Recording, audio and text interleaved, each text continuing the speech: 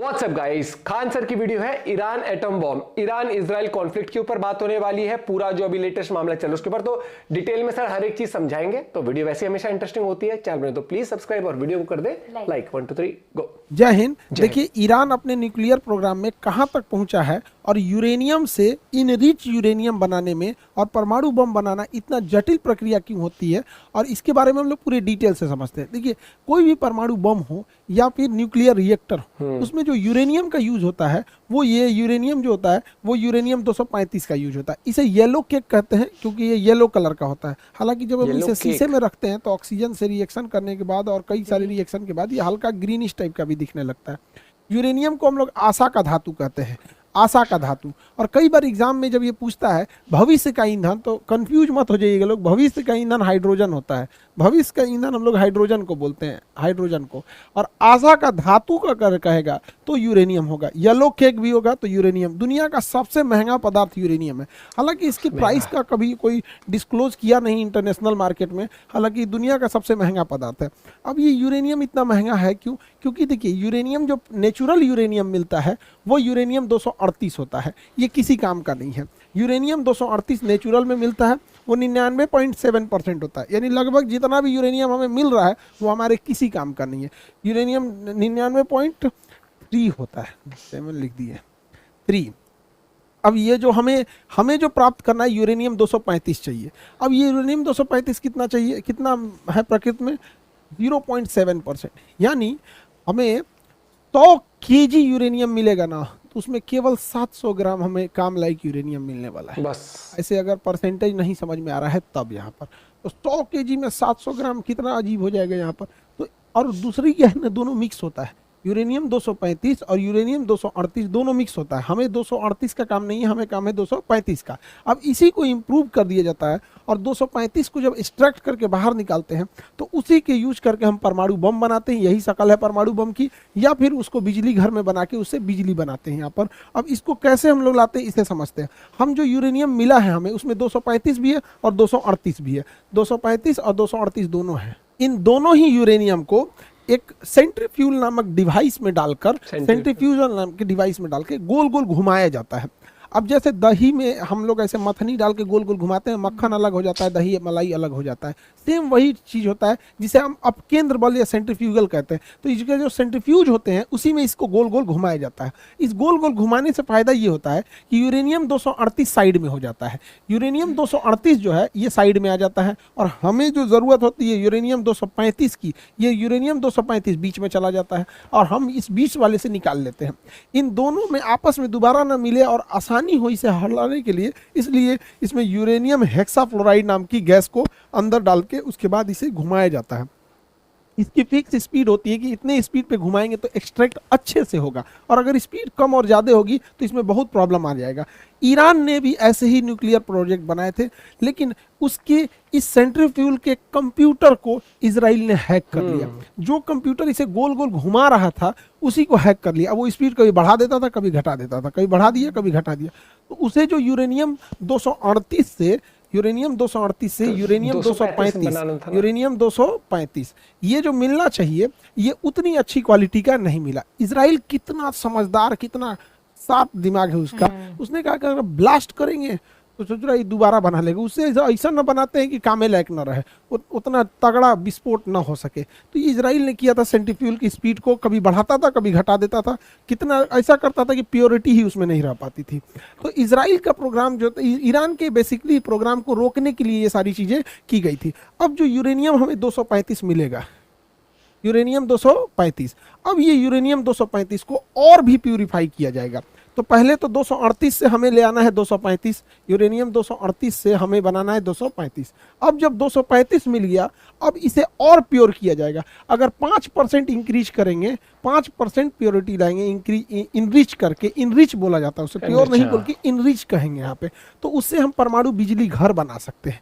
लेकिन अगर इसे 90% तक इनरिच कर देंगे तो जाके परमाणु बम बनेगा। यानी जो बिजली घर वाला यूरेनियम है उस वह यूरेनियम से हम परमाणु बम में डालेंगे तो उतना तगड़ा झटका नहीं देगा, उसे और शुद्धता की जरूरत है। लेकिन दोनों में ही यूरेनियम 235 का ही यूज होता है, 38 का यूज नहीं होता वो है। किसी काम का ही यूरेनियम 235 को साफ करके जब इनरिच करके ले आते हैं तो इस तरह से उसे बंडल बना के रख लेते हैं यूरेनियम को। अब समझिए 1 केजी यूरेनियम 235 में, 238 में नहीं भैया, 1 केजी यूरेनियम 235 27 लाख केजी कोयला के बराबर ऊर्जा देता है। 27 यानी लाख कहीं पर केजी। 27 लाख कोयला जला दीजिए, 27 इतना ज्यादा लाख भाई साहब। केजी कोयला जला दीजिए। जितना आग लगाएगा, जितना तबाही मचाएगा, जितना त्रहिमाम त्रहिमाम कर देगा, उतना ये अकेला 1 केजी कर देगा यहाँ पे। इसलिए दुनिया का सबसे महंगा पदार्थ होता है यूरेनियम।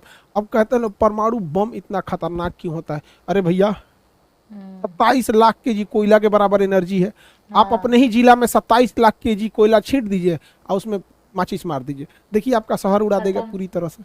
वही तो काम ये कर रहा है, बस उसमें कम ही मात्रा में इतना उतना सा। स्टोर है एनर्जी यहाँ पर, इसलिए ये इतना महंगा बिकता है यूरेनियम। हालांकि कोई इसका रेट अभी तक नहीं खोला है। अब इसी यूरेनियम को रख के भड़का दिया जाता है, ब्लास्ट करता है, तो इसमें से इतनी हाई मात्रा में ऊर्जा निकलती है, इतनी ज्यादा कि इंसान वेपराइज हो जाता है, भाप बन जाता है, इंसान भाप बन जाता है। इतनी भयानक इससे ऊर्जा निकलती है और इससे दूर दूर तक इसका जो रेडिएशन होता है, हवा बहा के इसके धुआं को ले जाएगी, रेडिएशन को ले जाएगी, बाकी जगहों पे कैंसर होकर लोग मर जाएंगे यहाँ पे। इससे रेडिएशन से बचने के लिए पोटेशियम आयोडाइड की गोली खाई जाती है। हालांकि क्वेश्चन पूछा था कि कौन से जानवर पे रेडिएशन का असर नहीं पड़ेगा जिसकी त्वचा काइटिन की बनी होती है, जैसे कॉकरोच।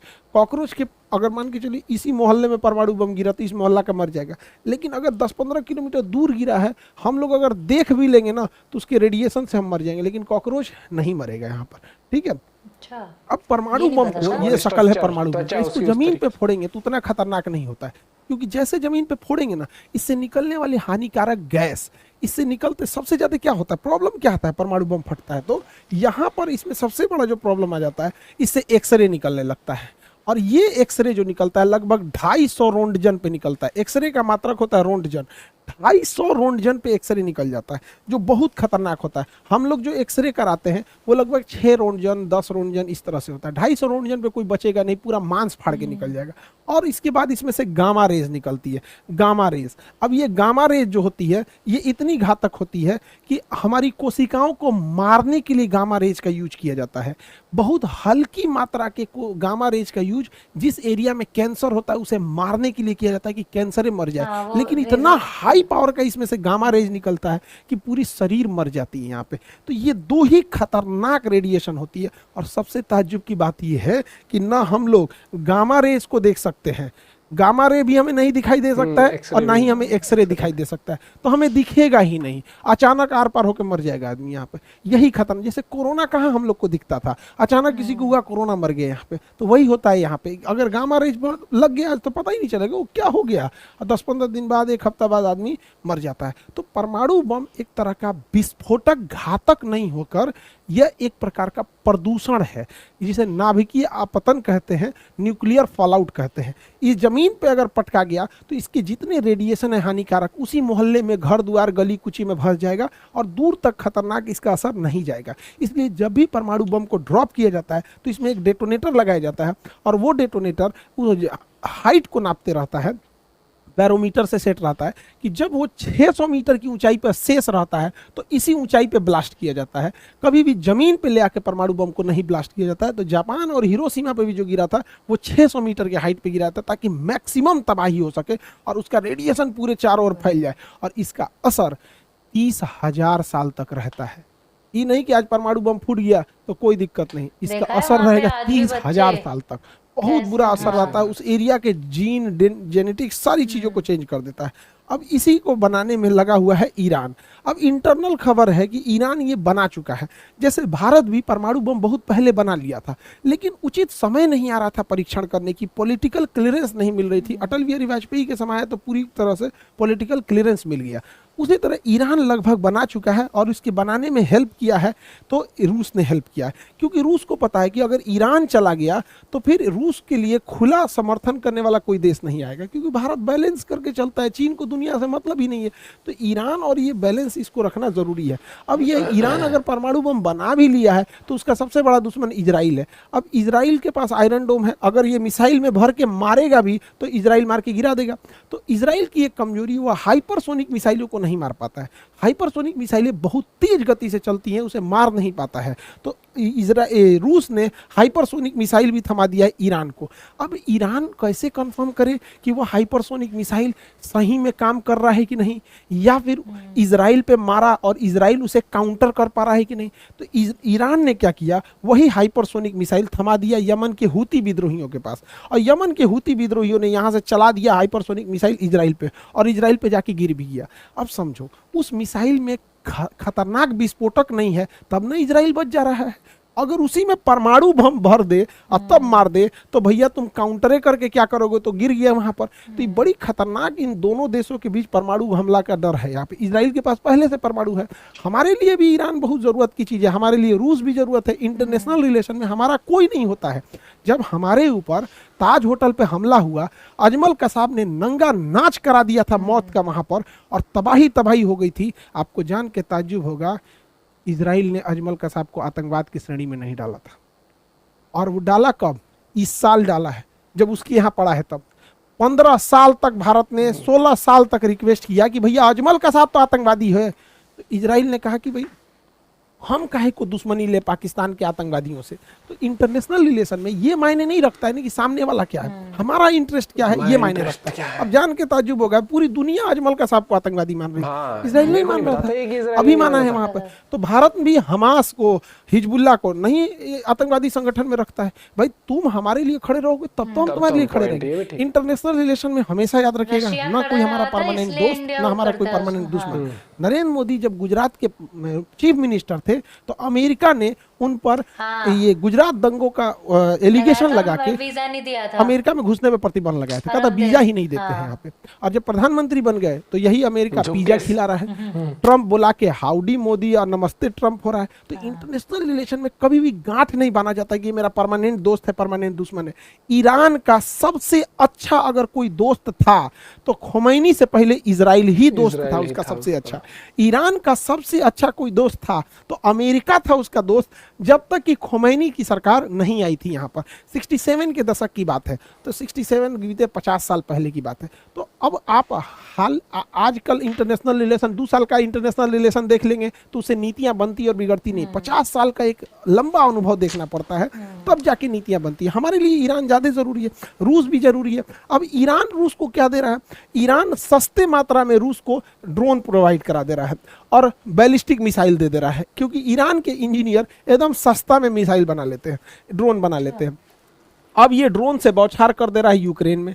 तो इजराइल, रूस को भी फायदा है ईरान से, ईरान को भी फायदा है रूस से।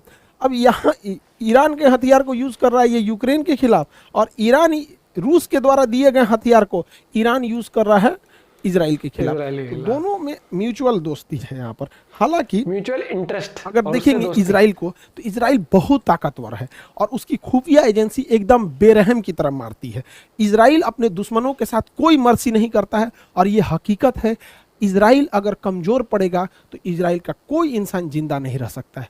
इजराइल को जिंदा रहने के लिए ऑक्सीजन नहीं, युद्ध करना पड़ता है, वरना अरब देश उसे छोड़ेंगे नहीं। ये हकीकत है यहाँ पर। अरब देशों ने पिछले साल जो 7 अक्टूबर को घटना हुई, तुम हमला करो, इजराइल की सेना से लड़ो, पूरी सेना को मारो, कुछ भी करो, इससे कोई बहस नहीं पड़ती है। यार इजराइल में कोई बूढ़ा आदमी, कोई औरत, कोई फेस्टिवल मना रहा, उसको मार दिया हमास वाला। बदले में ये 1 साल से कंटिन्यू मार रहा है। अभी 2-4 दिन में 7 अक्टूबर आ जाएगा, पूरा का पूरा 1 साल हो जाएगा यहाँ पे। 8 अक्टूबर है। कहीं दोनों साइडों से मानवता का ध्यान रखा जाता है, किसी एक साइड से नहीं। युद्ध अगर सेना के, जैसे अजमल कसाब आया, हम लोग को इस बात से तकलीफ है कि तुम आतंकवादी के रूप में आके होटल में गोली चलाया। पाकिस्तान की सेना को खुला निमंत्रण देते हैं, युद्ध करना है, आ जाओ लड़ लो, युद्ध करना। युद्ध से कौन भागा है? 1993 1971 में लड़े थे, 93,000 भागे थे।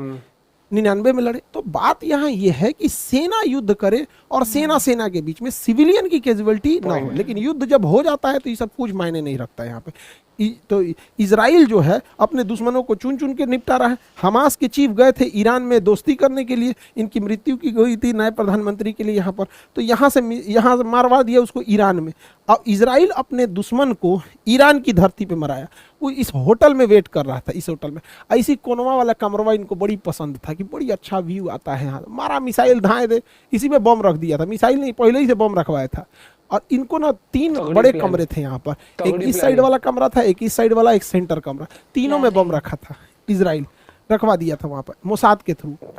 और जिस कमरे में रुकते वो वाला ब्लास्ट होता है, इसको फिक्स था कि यही वाला कमरा में रुके, वही कमरा ब्लास्ट हुआ, हानिया मृत्यु हो गई इनकी, और हमास अभी लीडर विहीन हो गया है। इजराइल के नीचे से मारता था हमास, हमास के चीफ हानिया को निपटा दिया। इजराइल के ऊपर लेबनान से मारता था हिजबुल्ला, हिजबुल्ला के चीफ नसरुल्ला को मार दिया। नसरुल्ला मरा नहीं रहता, नसरुल्ला जो है ये नहीं मरा रहा था, ये बंकर के अंदर था। तो एक मिसाइल मारी जाती है वो डबल लेयर में फटती है, पहले बंकर में जाती है फिर फट जाती है। इसमें भी नसरुल्ला जो था बच गया था, लेकिन इजराइल ने अपने दुश्मन को मारने के लिए मिसाइल के अंदर जहरीली गैस भर दिया था। और उस जहरीली गैस के चपेट में आने से वहां मृत्यु हो गई यहाँ पे। ये काम तो इजराइल ने बहुत खतरनाक किया, लेकिन अगर यही टेक्नोलॉजी जहरीली गैस वाली आतंकवादियों के हाथ में लगी तो जो बम ब्लास्ट करते हैं सब, अब उस ससुरा उसमें जहर मिला के मारे सब, तो ब्लास्ट में तो डायरेक्ट जो चपेट में आएगा रेंज में वो जाएगा। अभी ससुरा ऐसा हानिकारक जहर और डाल के इसे ब्लास्ट करने लगे सब। तो दुनिया बड़ी खतरनाक है, वो बड़ी जल्दी कल की अवतार होने वाला है, जाने वाला है, कल युग आने वाला है। यहाँ पे ऐसा तरीका अपना रहा है कि देखिए बंदूक की खोज हुई, डायनामाइट की खोज हुई थी सुरंग खोदने के लिए, लेकिन उसका यूज होने लगा किस चीज के लिए? ब्लास्ट करने के लिए। भाई अब आगे ये सब अपना लड़ते रहे सब, हम लोग भैया वसुधैव कुटुंबकम, हम सब लोग यहाँ पे। ईरान इजराइल अपने दुश्मन को तो निपटा ही रहा है, नीचे निपटा दिया हमास को, ऊपर निपटा दिया हिजबुल्ला को, अभी मिसाइल मारा यमन के हूती विद्रोहियों के। तो अभी ये कई सारी चीजें हैं। तो अभी इस वीडियो का मेन उद्देश्य जो है वो ईरान के परमाणु कार्यक्रम को समझना है। अभी हम लोग नेक्स्ट वीडियो में भले समझेंगे लोग कि एक्सिस ऑफ रेसिस्टेंस क्या था और कहाँ कहाँ से ईरान अपने जो प्रॉक्सी वार क्या होता है, कैसे कैसे प्लांट करता है, हूती कहाँ से आए, सब ये सबको हम लोग अलग समझेंगे। अभी यहाँ समझते हैं। अब देखिए ये रूस जो है और ईरान, ये दोनों आपस में साथ आ गए हैं सब। इधर में क्या है? इजराइल, यूक्रेन और पूरा नाटो एक साथ आ गया है। अब ये बड़ी सख्ती दिक्कत हो जाएगा, एक सेंटर में डिस्प्यूट हो जाएगा, क्योंकि हमारा रिलेशन इन सब के साथ है। यहाँ पर रिलेशन सबके साथ है। हमारे लिए ज़रूरी है कि ईरान जो है वो स्टेबल रहे। समझिए कैसे हमारे लिए ज़रूरी ईरान क्यों है? क्योंकि भारत है, हम अपने पूर्वी देशों को गंवा दिए हैं। अभी बांग्लादेश में क्या हुआ आप देखें, बांग्लादेश खत्म, शेख हसीना। नेपाल हमको बिना मतलब का आंख दिखा रहा है, नक्शा में दिखा दिया कि भारत की ज़मीन हमारी है, और नोट पे दिखा रहा है क्योंकि चाइना फंडिंग कर रहे हैं यहाँ पर। श्रीलंका में क्या हुआ देखे, भारत को भगाया गया यहाँ पे। मालदीव हम लोग को बर्बाद करने के चक्कर में अपने बर्बाद हो गया। अल्टीमेटली रिलेशन खराब हुआ कि नहीं हुआ? पाकिस्तान से तो जन्मजात दुश्मनी है, यहाँ से तो कभी सुधर नहीं सकता है। अब म्यांमार में तख्ता पलट हो गया है, क्योंकि म्यांमार की जो प्रधानमंत्री थी आंग सान सू की, वो भारत के फेवर में थी, उनको तख्ता पलट करके भगा दिया। बांग्लादेश की प्रधानमंत्री शेख हसीना, उनका तख्ता पलट करके भगा दिया। रीजन जानते हैं क्या? भारत एक सड़क बना रहा था यहाँ से लेके कोलकाता से होते हुए, और ये सिंगापुर तक सड़क जा रही थी। कितना डेवलप हो जाता ये हमारा पूर्वोत्तर भारत। हम भारतीय अपने पूर्वोत्तर भारत के राज्यों के साथ सौतेला व्यवहार किए हैं।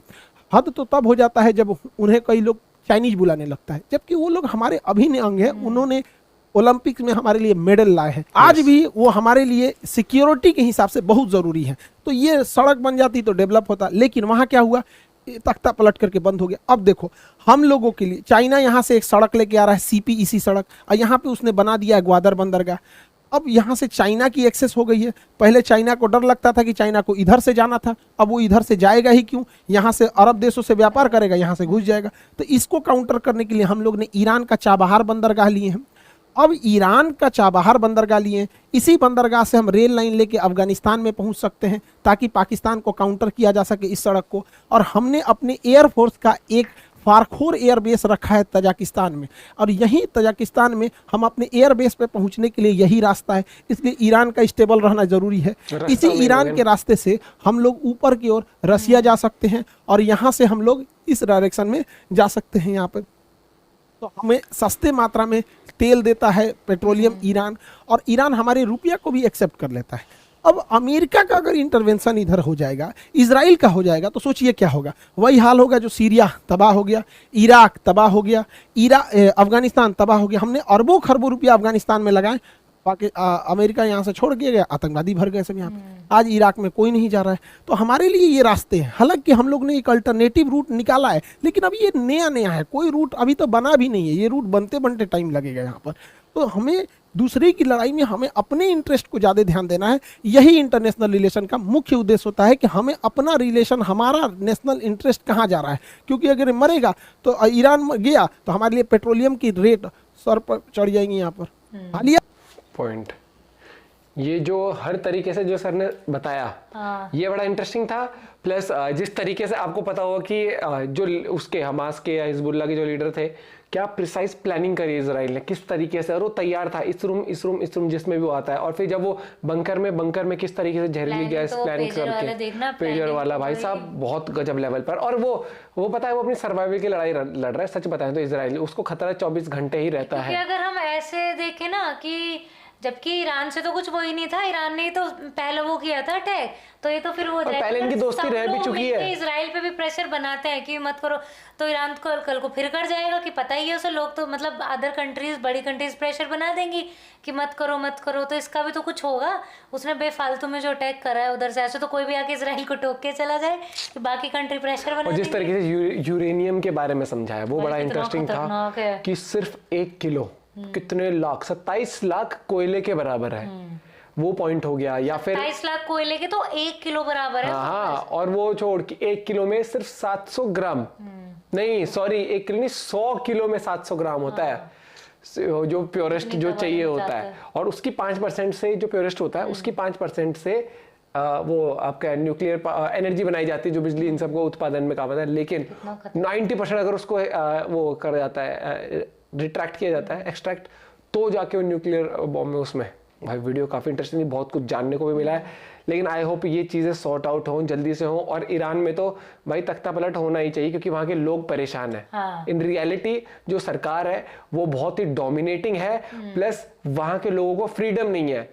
ना प्रेस को फ्रीडम है, ना खासकर वहाँ की महिलाओं का तो इतना बुरा हाल कर रखा है, मुझे लगता है बिल्कुल ही एकदम ऐसे। कभी बहुत कुछ एक्ट्रेसेस है ना वहां से, मैं देखता हूँ इंस्टा पे, जो वहां रहती नहीं है, स्टेटस भी आते हैं। पिछले साल भी वो जब सड़कों पे वो हिजाब के खिलाफ भी प्रोटेस्ट करती, कैसे ले जाते हैं, रातों रात गायब कर देते हैं। बहुत ड्रामा है वहाँ के।